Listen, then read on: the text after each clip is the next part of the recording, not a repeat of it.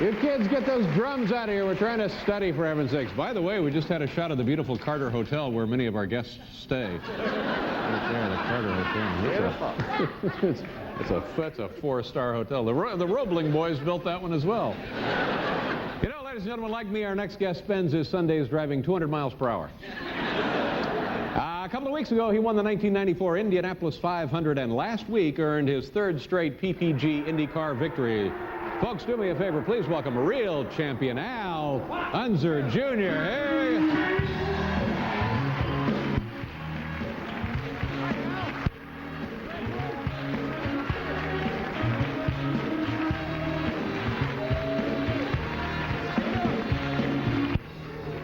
Yes, sir.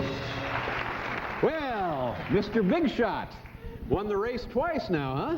Well, thanks. Take me through this now. Your uncle, I believe, Bobby, won it 3 times, won the Indianapolis 500 3 times, is that right? Yes. Your father won it 4 times. Yes. And is now retired, no longer racing. Right, Dad retired. And now you've won it twice.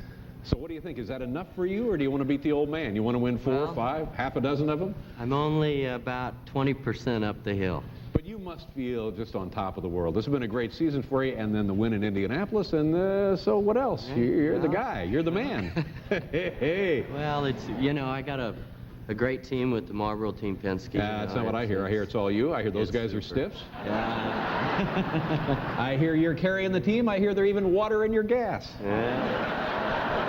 No, they're doing well. You know what I'm interested in and intrigued about is when you prepare for the Indianapolis 500, people who maybe don't understand motorsports or auto racing, it's a month-long thing. It's really an ordeal because it's testing and it's qualifying and it's waiting and practicing and on and on. What do you do? What is your routine like the day of the race? Now, a couple of years ago, Emerson Fittipaldi, your teammate, told me that the day before the race, for 2.5 hours, he sits in the car that he's going to drive the next day. And to me, you know, that's wacky. Well, I guess he needs to practice. Yeah.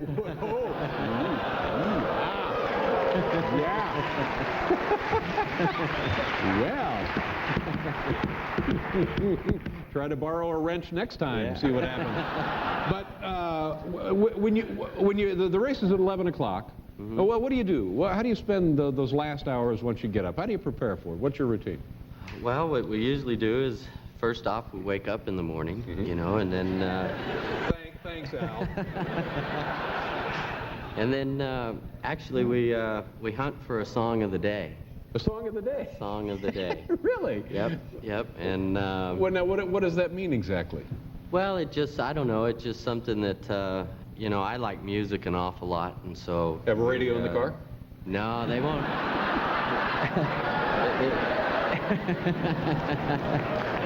Yeah.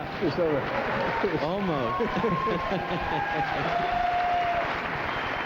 Here, you get yourself one of those tape decks. Damn, man. Yeah. Miles will fly by. So like the Mustang Sally, that was your song of the day for the race. That's what Paul was playing there. Sally, now, how did you choose that song?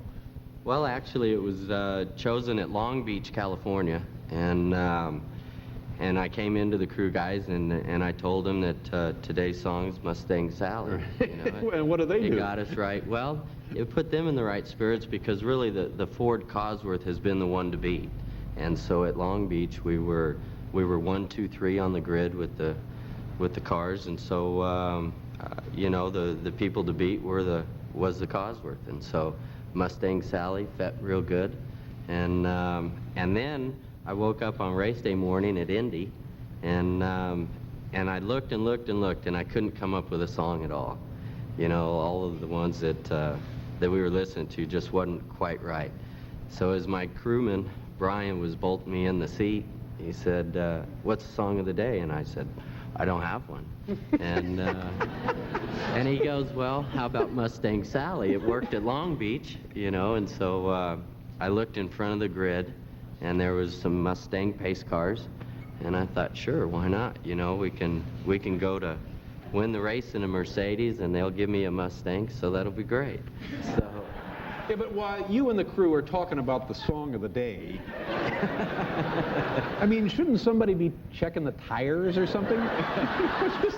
Well, well, with the team that I'm with, that's all out of my hands. What did you think when Emerson Fittipaldi was like lap 184 or something? You and Emerson are running 1-2. Yeah. Emerson Fittipaldi all of a sudden gets himself in a little bit of trouble, takes himself out of the race. You must have been able to see this in your mirrors. What are you thinking at this point? He really, Emerson was the man to beat all day long. You know, he run away from everybody, and he was coming up to lap me, and really that at that time was really the race for the lead, because if he could lap me and put me a lap down, you're cooked. Yeah, because there was only one more stop we had to make in the race, both of us, and so if he could get a lap in front of me, then you know he'd pretty much have it sealed up, and so. He was trying extremely hard to pass me, and we come out of turn 4, and I was waiting. He was trying to get some runs on me to pass me down the straightaways, and came out of 4, and I saw him up against the wall in my rearview mirror. And you know, my first thought was, well, I hope he's okay. And then the second thought was, I hope he hit it hard enough to bend the race car. So that he couldn't keep going. You know, when I saw that happen, by the way, I was at Indianapolis. Did you see me there? I did see you there, as a matter of fact. Oh. You were in the back with Bobby Rahal. That's right, yeah. Why weren't you up front with us? Well, I'm Mr. sure Rahal was nice enough to invite me out. But you know, when I saw Emerson hit the wall, you know what I was thinking? I was thinking, geez, I wonder what his song of the day is. We have to do a commercial. We'll be right back here with Unser Jr. All right, Al, you guys are racing on the streets of Detroit. You are racing on the streets of Detroit, Michigan this weekend, eh? That we are. Congratulations on a great season and also another terrific win at Indianapolis. And come back again. Always a pleasure, Al. My thanks to David Sanborn and Craig T. Nelson. Tomorrow, George Miller and Mariel Hemingway. Have a lovely evening, folks. Good night, everybody. Worldwide